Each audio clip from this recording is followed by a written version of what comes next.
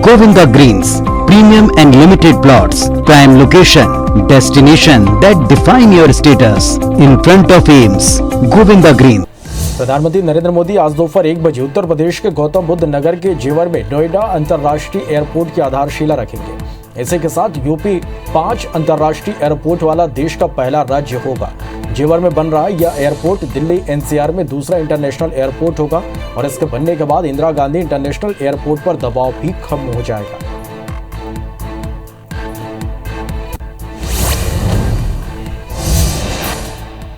कांग्रेस अध्यक्षा सोनिया गांधी आज संसद के आगामी शीतकालीन सत्र सरकार को घेरने के लिए लोकसभा और राज्यसभा में पार्टी के वरिष्ठ सांसदों के साथ बैठक करेंगे। संसद में किन मुद्दों को उठाना है और मोदी सरकार को घेरने की रणनीति पर चर्चा होगी।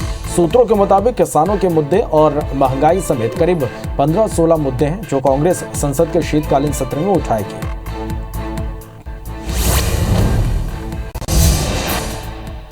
केंद्र ने सुप्रीम कोर्ट के निर्देश के बाद भूखमरी और कुपोषण से लड़ने के लिए सामुदायिक रसोई की अवधारणा पर चर्चा करने को लेकर आज राज्यों के खाद्य मंत्रियों की बैठक बुलाई है। एक आधिकारिक बयान में कहा गया कि केंद्रीय खाद्य और उपभोक्ता मामलों के मंत्री पीयूष गोयल बैठक की अध्यक्षता करेंगे।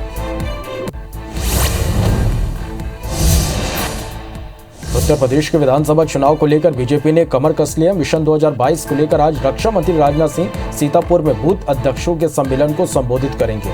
सम्मेलन दोपहर 1:30 बजे से सीतापुर के ग्रास फॉर्म फील्ड में होगा। सीतापुर के सम्मेलन में केंद्रीय गृह राज्य मंत्री अजय मिश्र टेनी भी शामिल होंगे।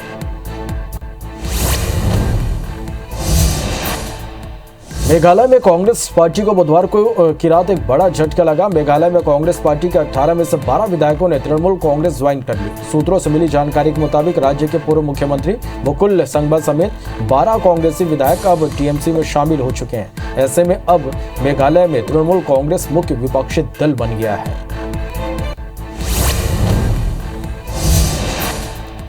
आज कलावरी क्लास सबमरीन यानी पनडुब्बी आईएनएस वेला भारतीय नौसेना में शामिल होगी। आईएनएस वेला कलावरी क्लास की चौथी सबमरीन है जो 221 फीट लंबी, 40 फीट ऊंची और 1565 टन वजनी है। आईएनएस वेला में मशीनरी सेट करने के लिए लगभग 11 किलोमीटर लंबी पाइप और करीब 60 किलोमीटर की केबल फिटिंग की गई है।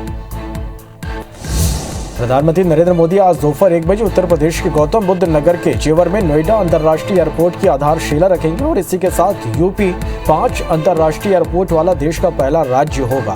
जेवर में बन रहा यह एयरपोर्ट दिल्ली एनसीआर में दूसरा इंटरनेशनल एयरपोर्ट होगा और इसके बनने के बाद इंदिरा गांधी इंटरनेशनल एयरपोर्ट पर दबाव भी कम हो जाएगा।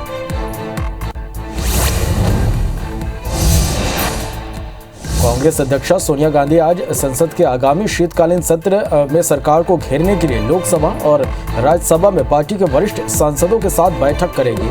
संसद में किन मुद्दों को उठाना है और मोदी सरकार को घेरने की रणनीति पर चर्चा होगी। सूत्रों के मुताबिक किसान के मुद्दे और महंगाई समेत करीब 15-16 मुद्दे हैं जो कांग्रेस संसद के शीतकालीन सत्र में उठाएगी।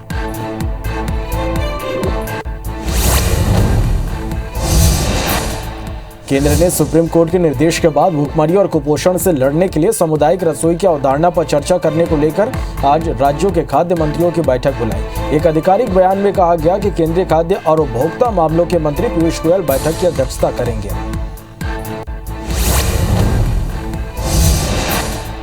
उत्तर प्रदेश में विधानसभा चुनाव को लेकर बीजेपी ने कमर कस लिया। मिशन 2022 को लेकर आज रक्षा मंत्री राजनाथ सिंह सीतापुर में बूथ अध्यक्षों के सम्मेलन को संबोधित करेंगे। सम्मेलन दोपहर 1:30 बजे से सीतापुर के ग्राम फॉर्म फील्ड में होगा। सीतापुर के सम्मेलन में केंद्रीय गृह राज्य मंत्री अजय मिश्र टेनी भी शामिल होंगे।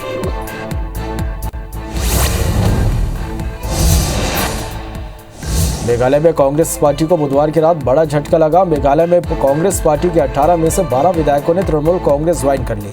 सूत्रों से मिली जानकारी के मुताबिक राज्य के पूर्व मुख्यमंत्री मुकुल संघवा समेत 12 कांग्रेसी विधायक अब टीएमसी में शामिल हो चुके हैं। ऐसे में मेघालय में तृणमूल कांग्रेस मुख्य विपक्षी दल बन गया है।